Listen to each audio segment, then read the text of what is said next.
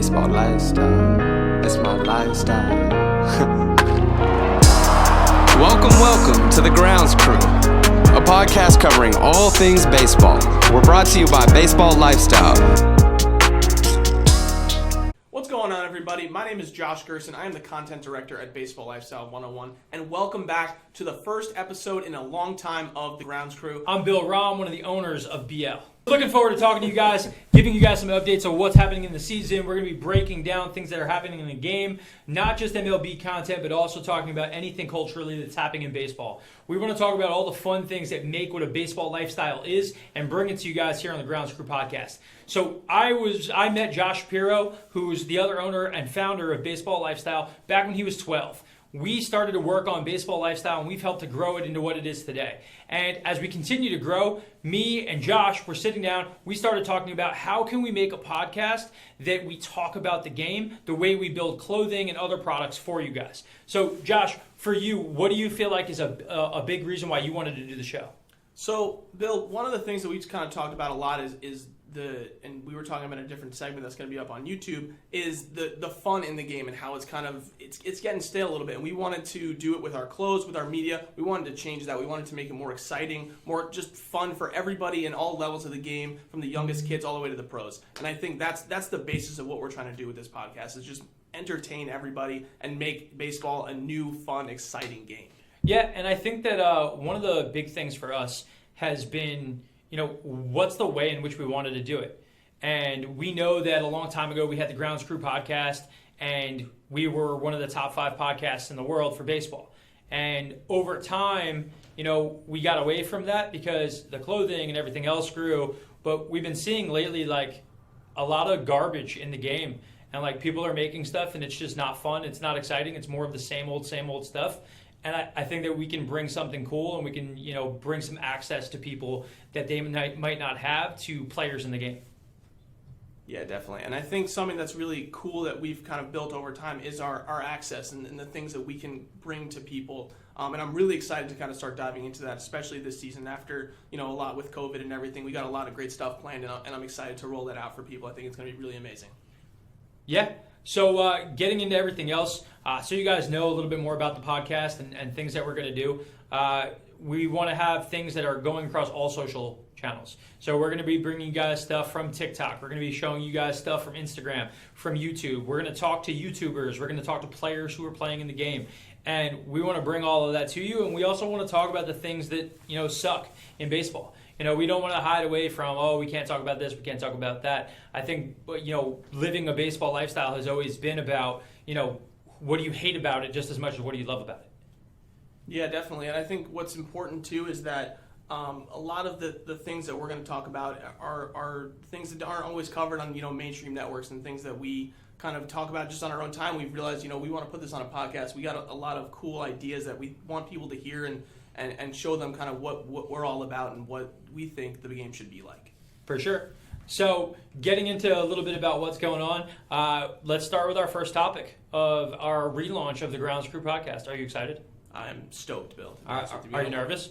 A little bit, yeah. But Me too. That's part of it, being very excited and kind of it's all in there. Yeah. All right, so we're ready to get into our first topic. The MLB just announced that they are not going to have a DH in the 2021 season. They're going to do 7-inning doubleheaders, and they are going to be doing a runner on second for extra innings. Now, Bill, I want to know what your thoughts are on this because it is pretty wild. Yeah, so the runner on second base I really don't like. I think that ultimately when we're looking at everything, you're trying to make it exciting, you're trying to pick up the game, you're trying to shorten the game.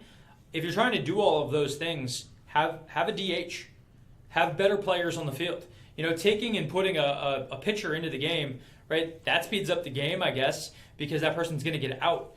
But if you score runs, right, that's going to change what happens. By having a DH taken away from the game, you're also making it that one side has a distinct advantage during the regular season when you do interleague play. How do we keep pitchers healthier year-round?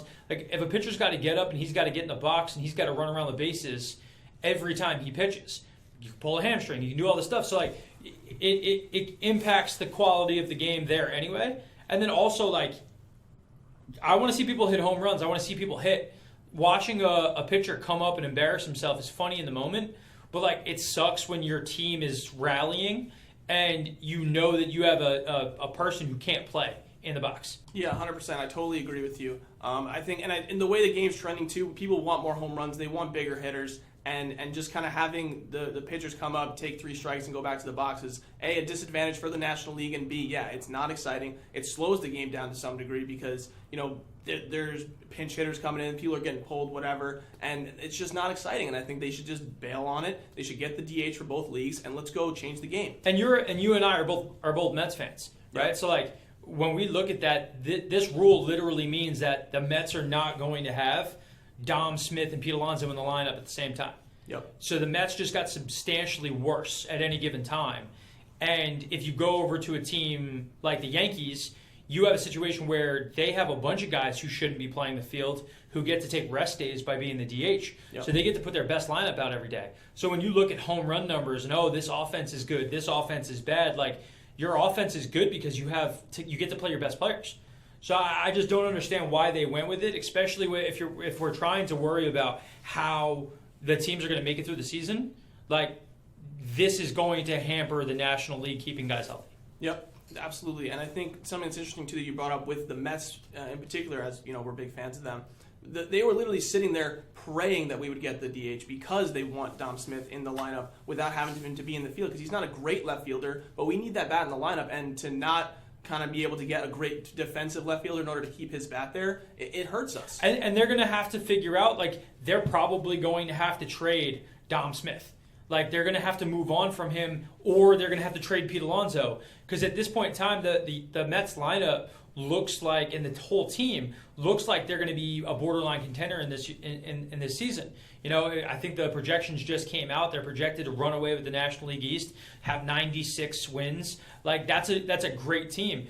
But if you look at your team now and hey, we can't have this guy play.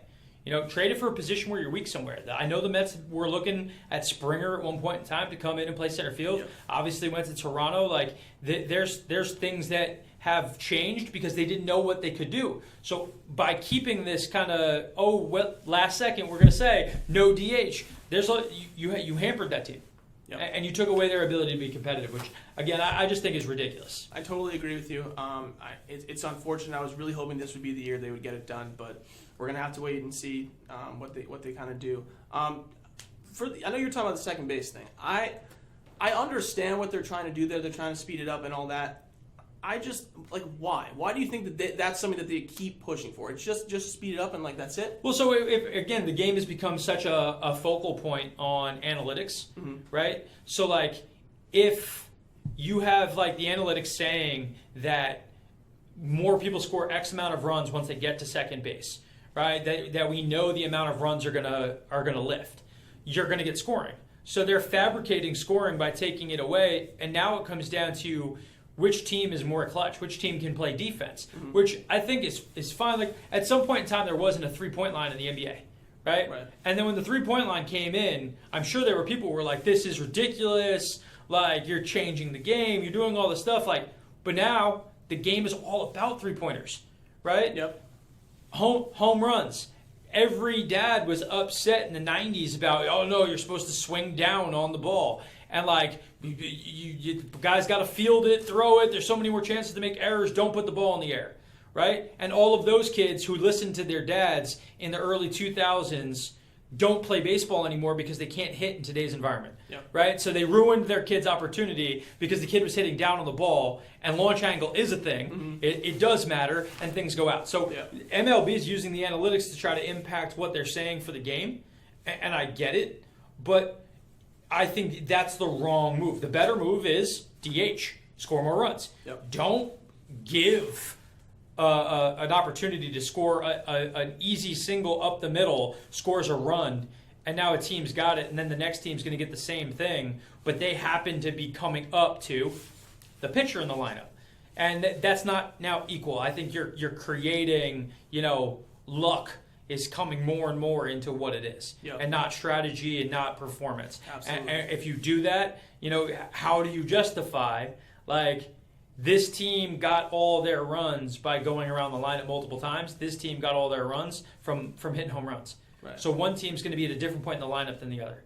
So now you're not making it apples to apples. and that's going to ruin the game. Ruin the game. Bad move. Bad guys. So now let me ask you this. Now we're coming up on the season. Spring training's almost here. Who are a couple of teams that you are excited to watch? I know we're talking about a lot of weapons, a lot of different teams.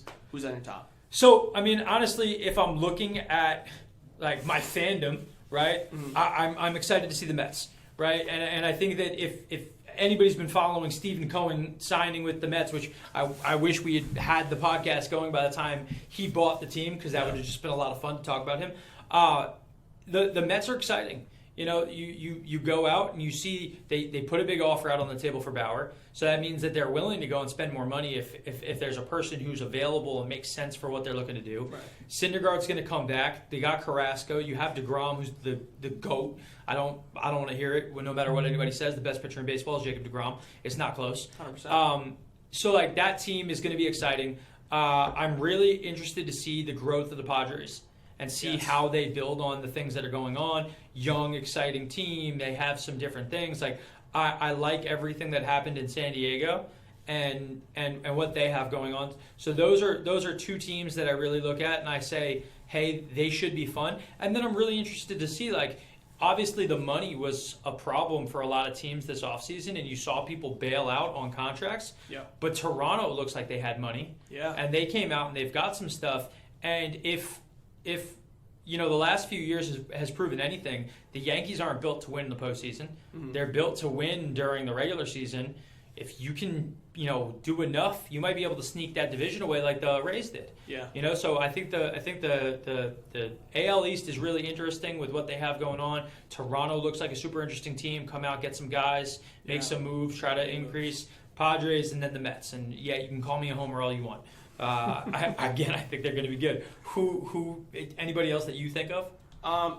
Definitely high on the Padres. I honestly was really looking forward to see how they were going to do against the Dodgers before they signed Bauer. Now I'm even more interested because if they can take down that team and get to the World Series, because you know it's probably going to be Padres, Dodgers, Padres, Mets, Dodgers, Mets. It's going to be right there. So that's definitely going to be an interesting thing, especially in the NL West. I do love what the Blue Jays have been doing. And I know you were talking about the Yankees as well, and I think that signing of Jameson Taillon is huge for them because they needed another arm, and he has a lot of potential, high-ceiling guy. So I would love to see kind of how far he takes them. Him, Cole, Severino is going to be back. They got Debbie Garcia, so they could definitely be interesting. But we're really on the same page of who we're hot on right now, and I think that's really what was interesting about, like you said, a lot of other teams didn't have a lot of money to keep big guys, so we're looking at a lot of super teams right now, which is fine, honestly. Well, the Dodgers are like they're the new Yankees, right? Like the Yankees in late '90s, early 2000s, when they had a solid roster. You know, like their '96 team was solid. Yeah. And then they went out and they were just like, how can we spend more money than everybody else and just constantly win? Mm-hmm. And, you know, go out, get Roger Clemens, have him on your team, you know, stack that on. A couple years later, they're getting Alex Rodriguez, add that on, and pay all these guys all this money. The Dodgers are doing that, and I feel like they're doing it even more than what the Yankees had even done at that time. With making trades, taking on big contracts, they've done a good job of development. You know, they look like a team that has an ownership group that's just willing to do everything. I hope that I'm wrong, but I don't know how any team beats them this year. Yeah. You know, the Bauer contract, I don't think Bauer's $40 million, and that's fine. Like, I think he's a really good pitcher. Yeah. But and you make what you make on the market, and you make the money that you make, and like that's fine.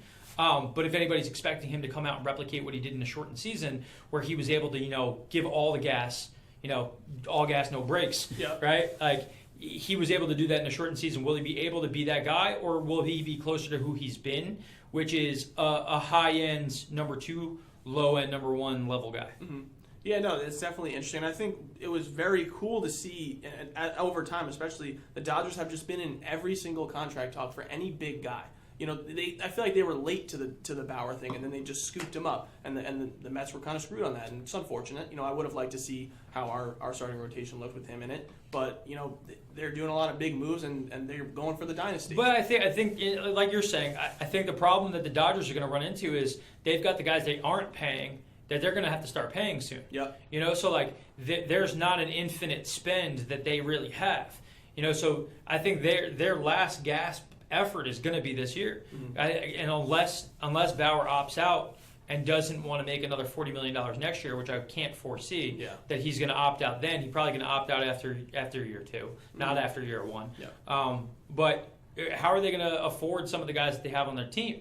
I don't know if they have much leverage to change from what they are, but Walker Buehler is going to be coming up on needing money at some point in time in the not too distant future. They signed him for a couple of years for not much. And where is that going to go, and how are all those contracts going to be? And I just to me, I would have loved, obviously, for the Mets to sign as many good players as they possibly can. Yeah. I think that the thing that we haven't seen yet is who is going to make a trade halfway through the season, because people don't show up in the stands. They're not making enough money. Which lower market team is going to need to lose? Chris Bryant with Chicago, out there available on the market, could go at any time, could go to anybody. Is he going to be a Met? Is he going to go to some other team during the season? I think everything's open this year, and I don't think who you walk in with is who you're walking out with. Yep, absolutely. So let me ask you this now. We talked a lot about different teams, big players, very early World Series picks. Oh, God. To talk about, super early World Series pick. So if I had to say my early World Series pick, and you had to twist my arm about it, I'm going to go Yankees-Dodgers. Okay. And if I'm going to choose who's going to win, I'm going to pick the Dodgers. That's reasonable. And honestly, I like that. I'm going to throw you a curveball here.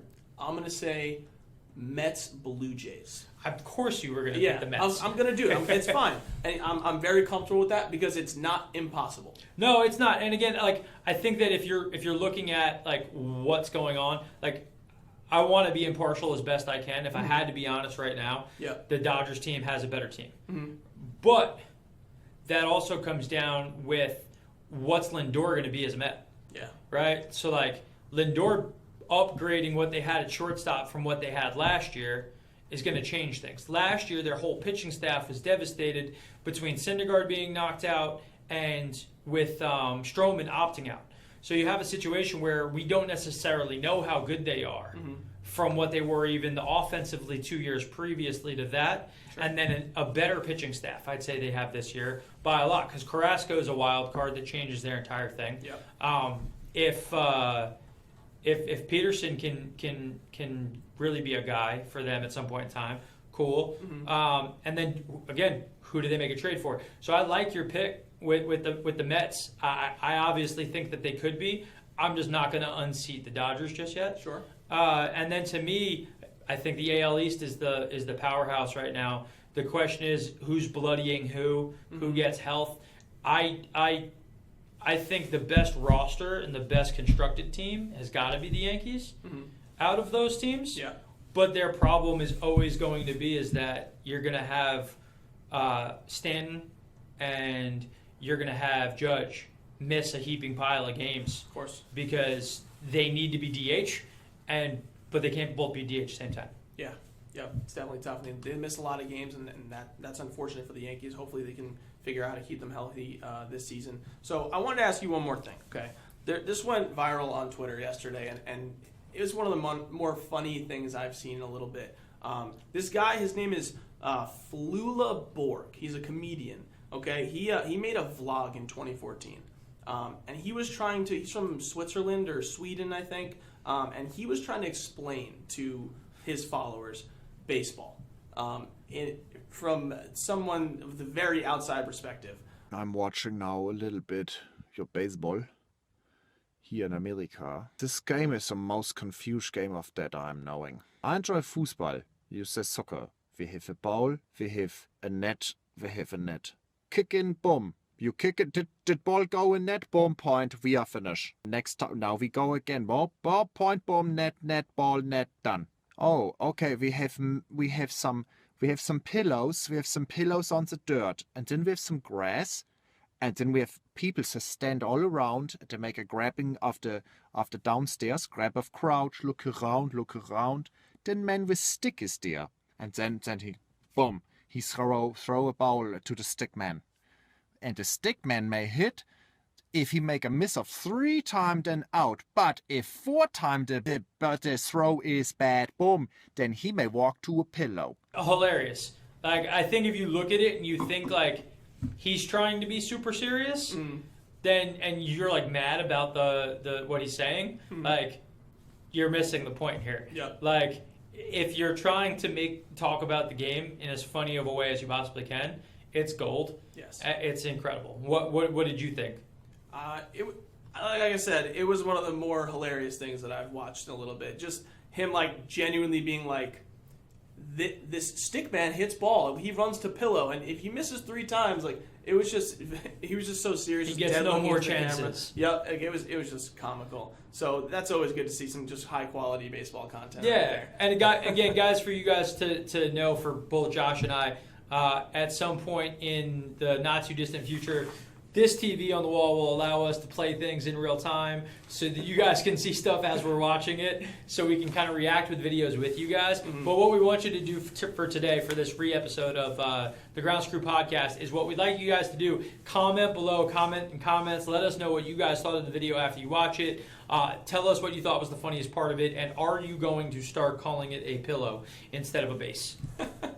Absolutely, Bill. Love that. So, wrap up. Anything you want to tell the people moving forward? Any cool ideas you've got for our next podcast? What do you think? Yeah, so guys, I think the biggest thing that I think Josh and I would like everybody to know, is we plan on doing this podcast every week and expanding it out as time goes on. One of the things that we want is we want interaction from you guys. So things that we want you guys to do, we want you guys to send in your fan-submitted videos. We want you guys to let us know what you guys are thinking about the game. Are there topics that you want? And in the not-too-distant future, I think we want to have guests on the show that are our fans. Definitely. We want to zoom in with the fans and people who are here and get them on. Definitely. Yeah, no, I would love to see that. So definitely drop your questions, what you guys want to see us talk about, all that good stuff, and we will see you on the next episode of The Grounds Crew. Thanks for listening, guys. Thanks for watching. Appreciate Make you sure guys. Like and subscribe. Baseball lifestyle, it's my lifestyle.